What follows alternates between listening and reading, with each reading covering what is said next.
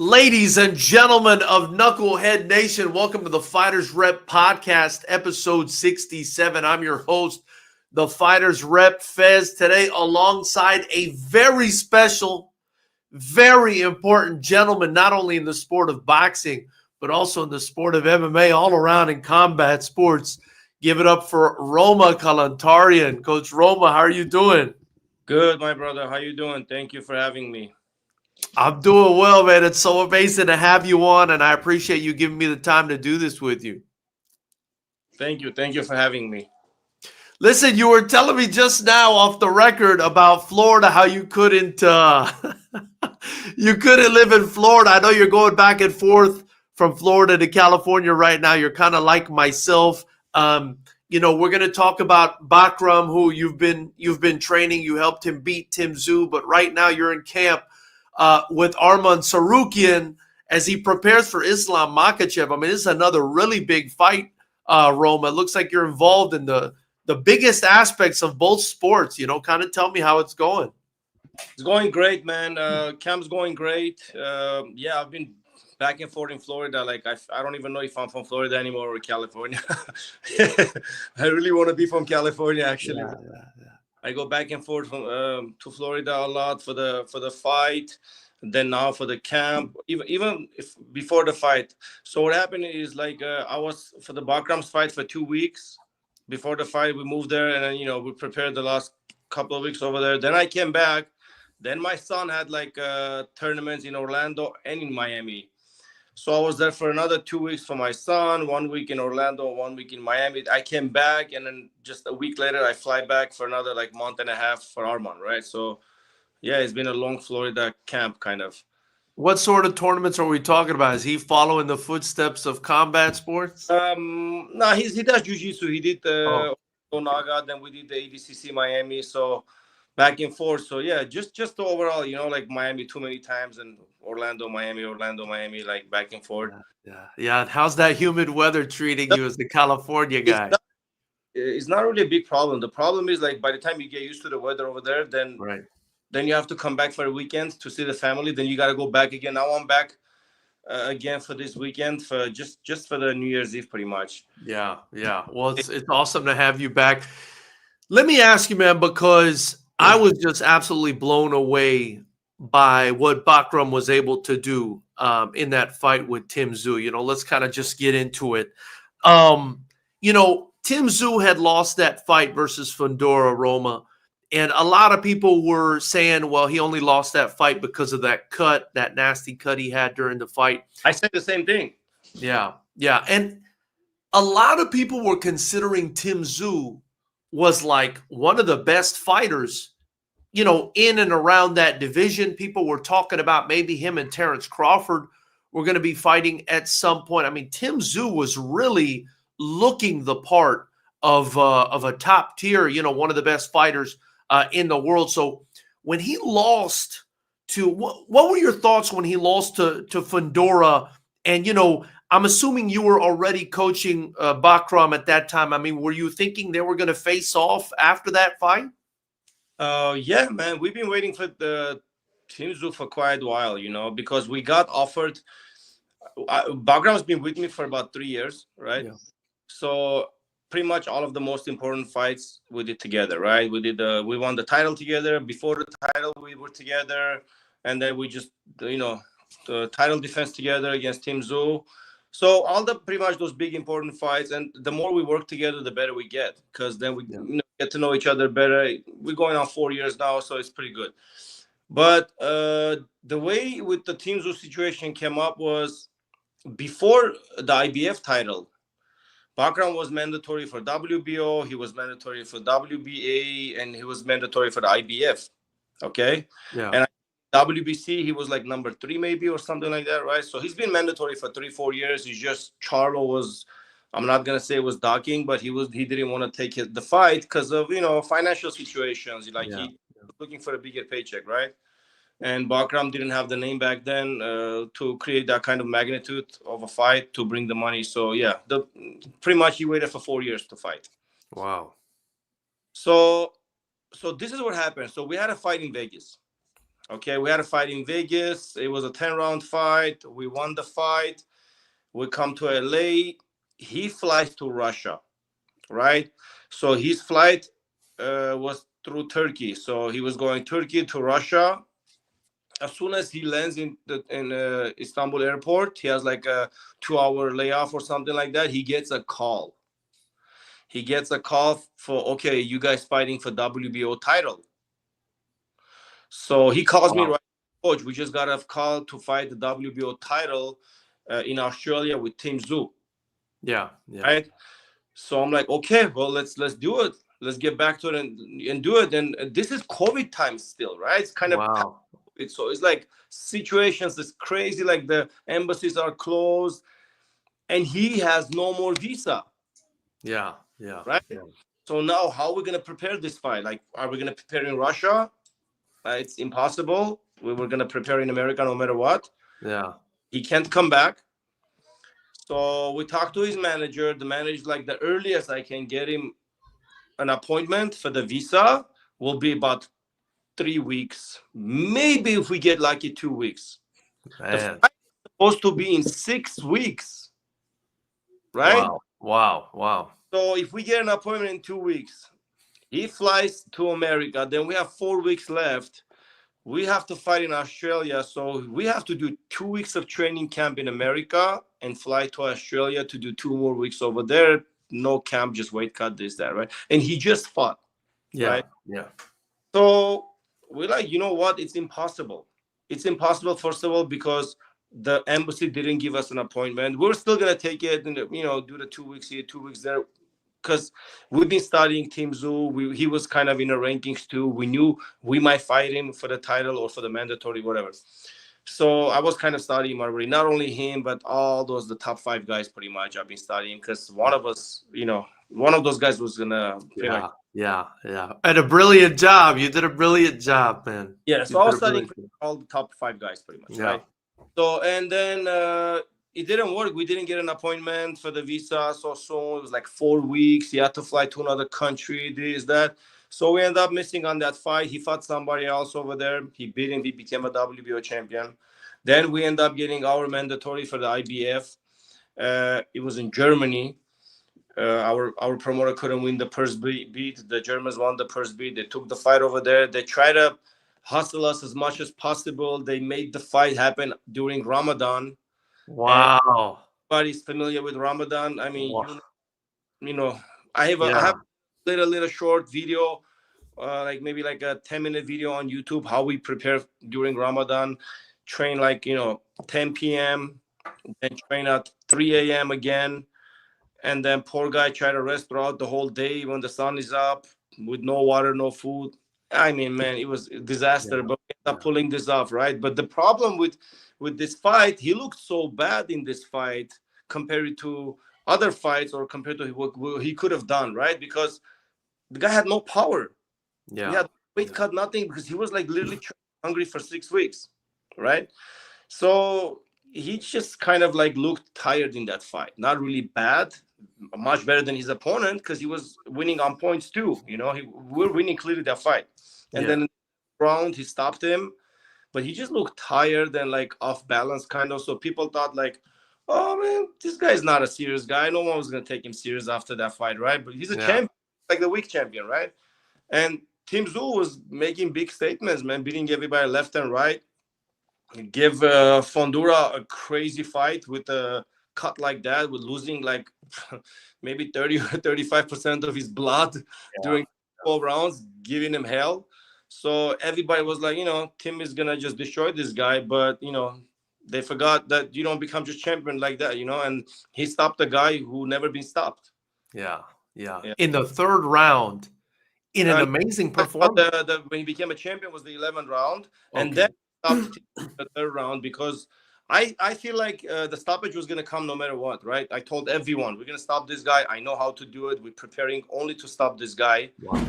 Yeah, and but the why he came so early, because Tszyu just kind of jumped into the one thing that we've been drilling for 6 to 8 weeks nonstop, right? Because I kind of went through his past 5 fights, and he does the same thing every time, and he works so good for him,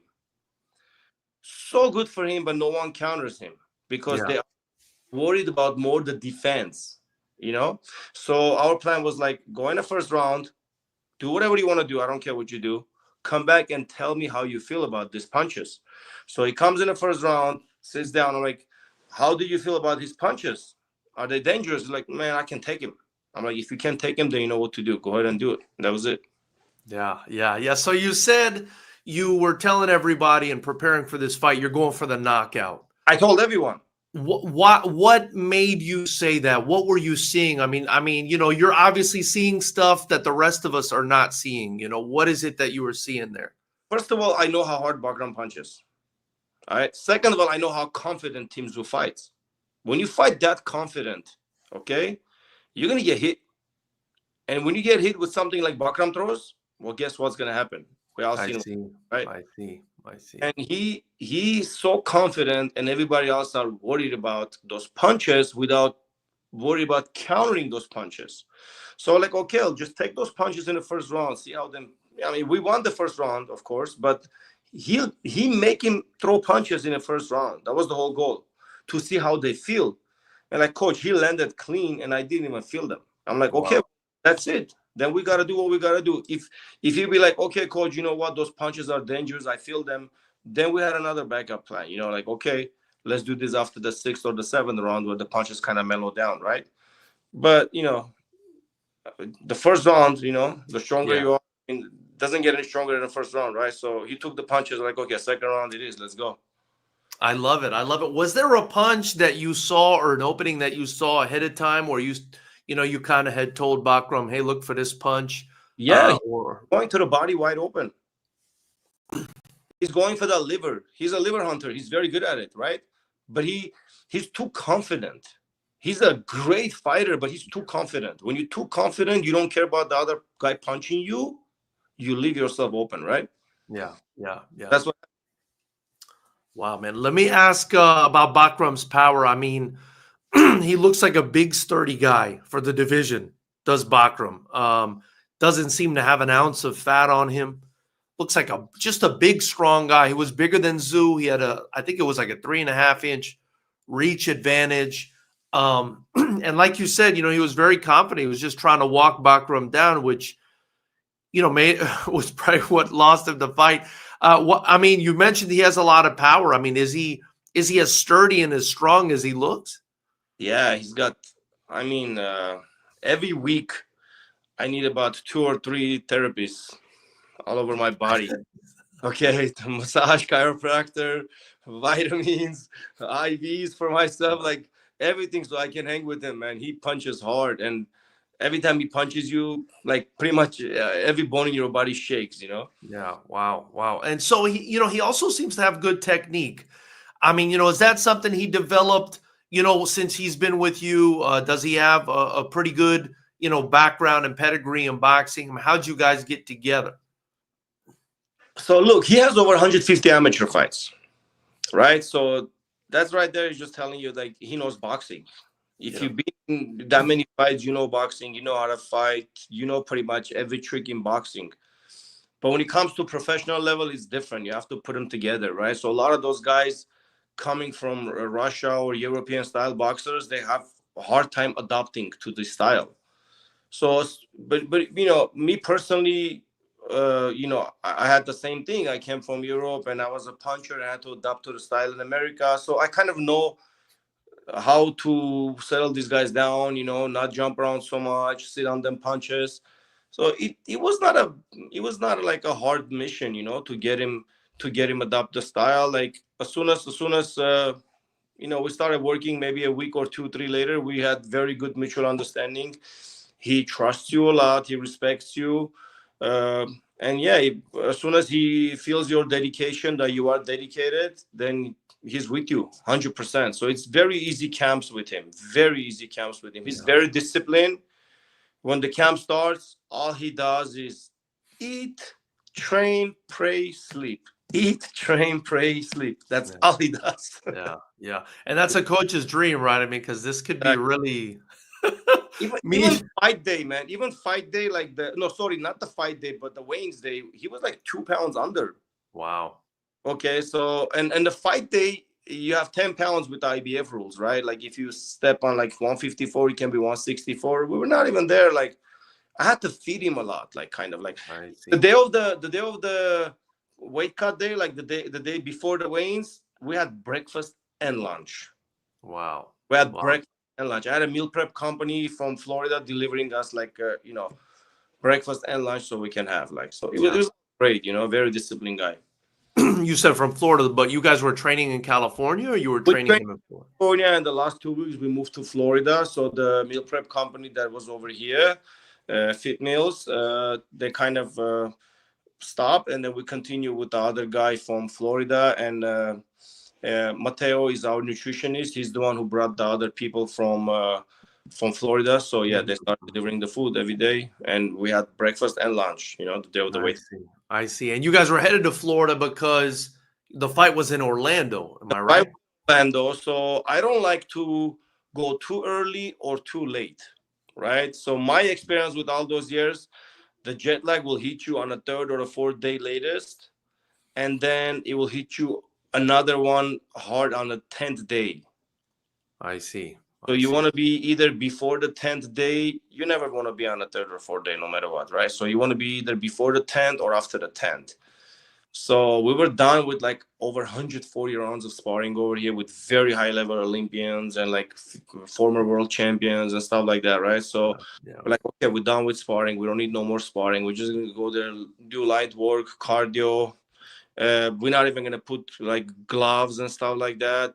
I want them to miss the punches, like I want them to like, oh, I miss them, like. So that's what we did, Yeah. Let me ask you, how'd you get together with Bakhram? How'd you meet him? So I was training the WBA champion Alexander Besputin before Bakhram, and then when they were very good friends together, right? From Russia, and Besputin was like a European champion in amateurs, national team member for like God knows how many years. Then he came over.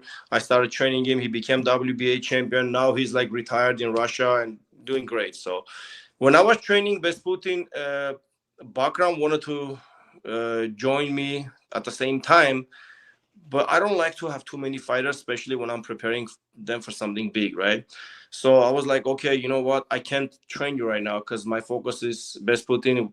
We're gonna make him a world champion. Stick to where you are a little bit. Give me some time. Let me make this guy a world champion. Yeah. Then you'll be the next person joining. But right now the mission is one mission, one goal. So just give me a little bit time, and then so Besputin became a champion.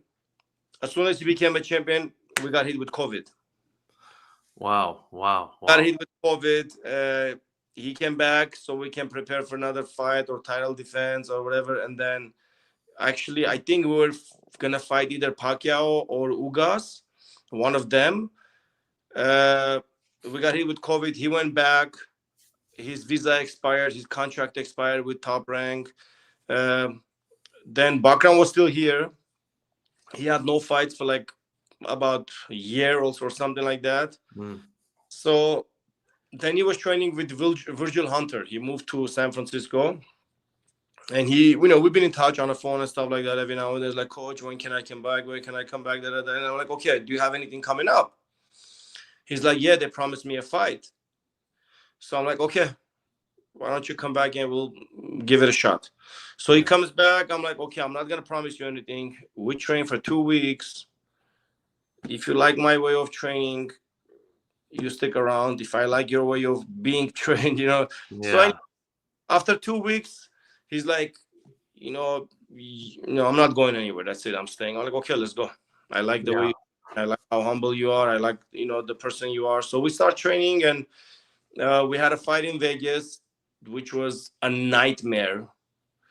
We had 17 opponents changed before finally. Okay, let me tell you what, man. We're stepping on a scale. We still don't know who we're fighting. Wow, man. Then we end up fighting this guy. We beat him. He's like 22 wins, 1 loss, 20 knockouts or something like that. We beat him. We beat him in decision, and then that was our first fight. Then the second one was like we preparing for the title for like a long time, and finally we got the title shot during Ramadan. We got that, and then this was the third fight. Wow, man. Wow. You mentioned to me about the 17 changes, and as a former promoter now, I'm definitely taking a break from it. That's the kind of thing that has driven me nuts in the fight game, and I appreciate you guys working through that. Before I continue, though, guys, if you haven't already, like this video, subscribe to the channel, and join the channel. Join Knucklehead Nation. We'd greatly appreciate it. Of course, give Coach Roma a follow because he's doing huge things in boxing and MMA at the absolute highest level. You could follow his journey on Instagram at Roma_K.81. That's Roma_K.81. And of course, if you have any questions or comments to Coach Roma, feel free to drop them in the chat. And I'll read them to him. And Coach, we do have a couple. I just want to go through a couple of them here while I have you on. We have Eduardo Dufau. He says he was confident, but do you know Tszyu wouldn't have a plan B or C? So, I guess what Eduardo's asking is, you said Tszyu was confident. But maybe, do you think he had a plan B or C? Because it looks like he just kept coming forward. That's kind of an interesting question. I'm sure everybody have a plan B or C, right?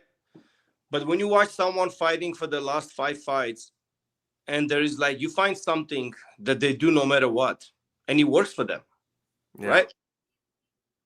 There's no way they're not going to do it. Like mistakes, you go back and you fix them. Yeah. But if it's not broken, you don't fix it. It works for you. So it was working for him great, coming in, reaching out for the liver, and people would be like, holy shit, he's hitting my liver. Let me protect myself. And I was like, oh, he's going to reach for the liver. And Bakhram has long arms. Yeah. Protect and shoot at the same time, right? Not a lot of people have that ability, but he has, especially when you work over and over and over. The thing is, we worked on another move that it was going to work better for us, right? But he ended up breaking his knuckle. Oh, okay. Actually, the last sparring, which was 2 weeks before the fight, the last sparring, which was on Friday, we had like a 6-round sparring. He broke his knuckle, the pinky knuckle right here. It's still actually being treated. So that's why we couldn't actually work on that right-left or like right-left. We had to work on a left and then right, or even when you see the second knockdown, when he goes left, right, finishing up with the left. There's a lot of adjustments we had to do, but, it worked out fine. So I was watching the fight, Roma, and now you guys kind of piqued my interest as well. When I was watching the fight, I noticed Tszyu it's almost like he was, like you said, very overconfident, maybe underestimating Bakhram. I felt like he was keeping his hands low. And I felt like Bakhram was catching him with a nice straight right down the middle over and over again. And then he started to get like a little bit more cautious. And then maybe that also helped set up that, because I felt like he finished the fight with those left hooks. Yes. See, the thing is, man, I give Tszyu props. Okay, he's a very tough individual, very tough fighter. After those knockdowns, he getting up and trying. I even told his dad, his coaches, I'm like, man, this kid is tough. And he's good, man. He's got a good chin. He's got good boxing IQ. He hits hard. Yeah. Like it was our night. Our game plan was better than theirs, I guess. Yeah. I'm sure they're gonna go back and they're gonna, work on something, come back stronger and better than this night. And maybe in future we'll fight again. Who knows, right? Yeah. So maybe in future we'll fight again. We'll have another game plan and then we'll knock out a little bit different. I don't know. But I think 10 out of 9.5 we win if we fight again. I love it. I love it. Eduardo Dufau also says you saw something that neither of us could see, and big winning, impressive. We have Boxeo Atómico saying saludos de Mexico. So you're getting love from Mexico, Coach Roma. And here's another one. This is interesting. So, as I mentioned at the beginning of this interview, you're going right now. I'm assuming you're going to be a cornerman as well, perhaps, but at the very least, you're helping train Arman Tsarukyan against Islam Makhachev. That's another massive fight, Roma. With Arman with over 4 years now. So the only reason I wasn't in Arman's corner the last two fights, because the first one was Arman and Bakhram were fighting on the same day in Vegas, the same exact I day. see. I see. So I couldn't corner Arman, but we trained together. Yeah. And for the Charles Oliveira fight, it was UFC 300. I was ringside with my wife, and I wanted to be ringside and watch him just because of that. I really wanted to be a ringside for the UFC 300. I see. And it was That's amazing. So Kevin from Chicago is asking if he had to choose between Bakhram and Arman, does he feel the moral obligation to choose Arman? Well, it looks like that's not the case because you basically had to go with Bakhram when they were fighting on the same night. It's not choosing, right? Let me explain to you guys. When we right now we're in the camp with Arman, there's like 4 coaches, right? 3 coaches, because it's MMA is like boxing, wrestling, kickboxing, jiu-jitsu, right? Right. There, the kickboxing coach is like 10 times world champion. He beat Alex Pereira. Is a very high level coach. He can take my right. He can do whatever I was supposed to do over there. But whenever it's boxing, you have only one boxing coach. And so if I'm not there, who's going to be there? It's a little bit different to explain. People don't have to. It's not favoritism. I mean, Arman and Bakhram, and he's like, I am not kidding. He's like my little brother, and we've been training together for 4 years, right? And it's unconditional. All right. And goes to Bakhram. Those are like my little brothers. I don't know. I love them like my son. So yeah. I love it. No favoritism. It's just you have to go with whatever right. You have to do the right decision, not only for yourself but also for them, right? Because what you're doing is their career. Also, you're building their careers, not just for yourself. It's not just business. Not for me. I mean. Yeah. No, absolutely. I mean, I know it's not business for you. I mean, you've been in this thing a very long time, as long as I've known you. And I got a little surprise for you, right? I got a little surprise, but I'm going to unveil it in a second. But I wanted to ask you, it's interesting to me. I know you're Armenian, right? You're of Armenian descent. Full Armenian. Yeah. And so I imagine you speak to Bakhram in Russian? Yeah, I speak Armenian, Russian, German, Polish, English, poquito Espanol. I don't know, some Habibi Arabic, whatever, You talk to me, I'll figure a way out. I love it, man. Like so many Armenians from all over the world, So, that was interesting to me because I was like, I know Armenia was kind of like a former Soviet bloc country, and I said, he must be speaking to Bakhram in Russian because I don't think Bakhram speaks Armenian. Right, it was not that good, like I would say 4 or 5 years ago, but now it's getting better. Yeah. I love it. Kevin from Chicago is also asking, who are some other coaches that you follow or look up to, whether in MMA or boxing? So, okay. Boxing, I love Freddie Roach. I've been with Freddie Roach. We done fights together. Like we had the same fighters that we trained together for like world titles and stuff like that. We've been working in a corner together many times. I love him. Good friend of mine. Used to be my coach. Joe Goosen used to be my coach when I was coming up. I love Joe Goosen. He has a different style, Who else in boxing? I don't follow too many people like that, but I'm familiar with many people. Like I like Robert Garcia. He's a good coach. He does. All of his fighters are doing good. MMA. Right now, I'm involved in American Top Team. Over there, like Parumpa, the jiu-jitsu wrestling coach. Yeah. Great guy, good friend for many years now, and I love him. He's a very good guy.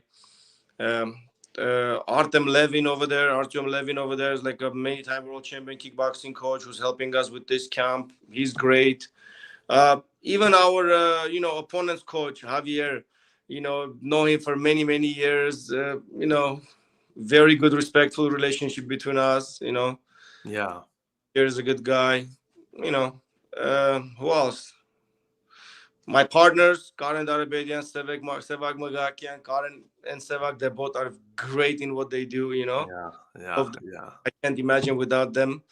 They're great guys. We know each other for 25 years. I've been training them for every single one of their fights. And now we're putting people together, so great guys. Wow, I love it. I love it. And I will say, as an Arab Armenian mixture, like so many of us are, it's such an amazing thing to see what you guys have done over there, in the community here in California, with you and Karin and Savak, like you said, and you guys have come and brought fighters, even a Fightersrep while I was promoting and Yeah. when I was doing MMA and when I was doing Love your kickboxing. man. I love your shows. Thanks, man. I'm taking a hiatus from it, man. It's just been a little too much. I'm like you. My kids are playing sports now, and it's just getting a little bit too heavy for me. So I'm concentrating more on building the channel. But that's why I'm so glad to have you on. And it's amazing what you've been doing, man. And so let me just go ahead and unveil what I wanted to show you. Right. So here's a picture that I took back in January of 2013, Roma, with Nice. you and Vanis the Nightmare Martirosyan, who was one of the best fighters in boxing at the time. And then I took this one with Savak, Fuck, with Savak on the same day that's my back in 2013. I'll send you these pictures. I'm not sure you have them. But that's 12 years. These are 12 years old plus. I think this is Roma. when we're getting ready for the Lara fight. That's right. That's Right? probably what it was. That's probably what it was. So Yeah. just some awesome old pictures from back in And the day. since we brought this up with Vanes, I want everyone to pray for Vanes. He's fighting cancer right now. Chemotherapy treatments, and the way it's going, is looking good. He's looking good from stage 3 down to stage 2, and he's keep fighting. He's a fighter in the ring. He's a fighter outside the ring. He's gonna fight and beat this thing. And I want every single one of you. He's a U.S. Olympian. He's a many time winner, champion, many different divisions, weight classes, fought many big fights. So let's pray for him. He's like my little brother. He's like, my heart and soul. I love him to death. So let's pray for him. He's gonna be Amazing guy, amazing fighter. We definitely will pray for him, and hopefully he'll come through. Like you said, he's a fighter. We've also got Kevin from Chicago. He's also asking, what's the biggest difference between coaching boxing for MMA versus regular boxing? And how I'm curious as to that too, Roma. How's that been for you? Because I know you're involved in so many combat sports. That's probably like almost like a specialization for you at this point. Yeah. So this is how I got into it, right? I was strictly boxing, right? I mean, I had over 300 fights, and I had about 50 boxing fights. Kickboxing fights. The rest was boxing, right? So big experience, and 50 kickboxing fights is not a joke. It's a lot of kickboxing fights. Yeah. I know how to kick, I know how to elbow, I know how to knee, all that stuff. And, I was pretty good at it too. So anyways, so when I broke my hand in my fight, and I had 2 years of surgery after surgery after surgery, then they end up changing my thumb, putting some, dead person's thumb in there. I don't know. So it caused my career. I couldn't get in the ring anymore, right? Yeah. I had no feeling in the beginning. Anyways, long story. Bad injury, right? So then, I was an athlete since I was 5 years old. I couldn't just sit home and get fat. I did get fat, so I didn't like that. So I started doing grappling, because it wasn't bothering me so much. I couldn't punch, but I could hold and pull and this and that. So started grappling at the Go course, Hayastan MMA, and then Karo Parisian was there. He was a UFC fighter. Then, Karen was there, Sevak was there, Manny was there, Roman Mitichian was there. All those guys, they were all UFC fighters, WEC fighters, Bellator fighters. And we had many more. So at first, it was Manny for the Ultimate Fighter and Karo Parisian. They asked me to train them because I was the only guy who had boxing knowledge. So after every grappling, they would teach me moves in grappling and wrestling and stuff like that. And I was very, very flexible kid. From as a kid, my dad used to give me lots of flexibility exercises. So I was flexible. I was catching those, really fast. And as a kid, before the big tournaments, I used to do wrestling, because in Germany, in my gym, there was wrestling and boxing. So I would after boxing classes, I would go wrestle with the wrestlers, get my ass kicked really bad. I see. But strength and conditioning part, I right? see. I see. I would do that and step in the ring, and I wouldn't get tired. And I was a lot stronger than everybody else. So I had a little bit of, a wrestling knowledge, right? Yeah. So I was learning the grappling fast, and then I was able to implement this like boxing footwork, changing to MMA because of they can shoot, how to throw the punch with MMA gloves. It's a little bit different because you can break your hand easy. How to block those punches with MMA gloves. Since I knew kind of both, and then with grappling, how to make sure wrap the hand specifically to not to get tired, this, that, over the years, training those guys, all of those guys, many fights, you progress every day, every fight, you learn something every day, every fight, every training, you learn something. And then, and then, 4 years ago, one day, Arman called me. He's like, coach, I'm in LA and I've been watching you. I've been following you. Can we do some training together? I was like, oh yeah, of course, let's do it. We tried it out, and then he's like, every time I come to US, I like to train with you, and we started training just like that. Yeah, I love it, man. And Arman is such an exceptional talent, and it's a rematch against Islam Makhachev, and it's almost like a deja vu, right? Because people expected you guys, I think, to lose to Tszyu. I mean, I think Bakhram was definitely an underdog in that fight. big time. Yeah, and you came through. But you knew Bakhram was a live dog. I'm sure you think Arman is a live dog in this. I actually think he's a much more live dog, even to the casuals will think he's a much more of a live dog than Bakhram was. How are you feeling about this fight? He's got so much energy in him, so much power in him, such a great shape. Okay, he had sparring today again. As soon as the sparring was over, the coaches called me, sparring partners called me, like, man, this guy just like on a different level. Right after sparring, they called me like, man, he just killed it again. He's doing great. He posted a picture after sparring today, wishing everybody New Year. Look at his shape. We about 2.5 weeks to the fight. Look at his shape. I mean, No, the guy's built like a machine. I'm telling you, this guy can go. He can go easily like 7-8 rounds, 5-minute rounds. Okay, but let me explain to you how that is. Okay, at this level, right? It doesn't matter if it's boxing, it's MMA, it's kickboxing. When you come to a certain level, when there's champions, right? He's at a championship level, right?